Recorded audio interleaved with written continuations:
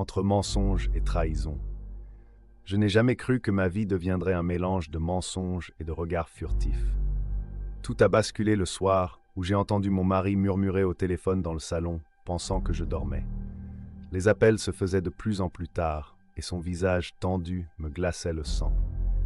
Un soir, je n'ai plus supporté l'incertitude. J'ai noté le numéro affiché sur le téléphone fixe, déterminé à comprendre ce qu'il cachait.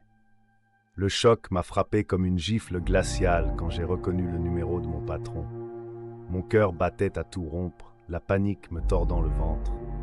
Le lendemain matin, j'ai affronté mon patron dans son bureau, la voix tremblante mais résolue. Il n'a pas nié. Il a simplement souri, ce sourire suffisant que je connaissais trop bien, et m'a glissé à l'oreille qu'il savait tout sur ma liaison avec lui, et qu'il avait décidé d'en tirer profit, menaçant de tout révéler à mon mari si je ne continuais pas à jouer son jeu. Je me suis retrouvé piégé entre deux feux. Mon mari, aveuglé par la peur de perdre tout ce que nous avions construit ensemble, et mon patron, manipulateur, qui tenait notre secret comme une arme. Les disputes à la maison sont devenues de plus en plus violentes, les silences pesants, et chaque nuit, je me demandais si demain serait le jour où tout éclaterait.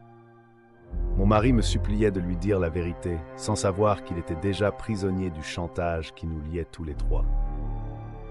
Finalement, c'est mon propre reflet qui m'a trahi. J'ai compris que je ne savais plus qui j'étais, piégé dans un rôle que je n'avais jamais voulu jouer. Quand j'ai avoué tout à mon mari, ce n'est pas la colère qui l'a emporté, mais un étrange soulagement. Il était lui aussi fatigué de vivre dans la peur. Mon patron, pris à son propre piège, a perdu tout pouvoir sur nous d'un coup. Au fond, je n'ai jamais su si je regrettais plus la trahison ou le frisson du danger.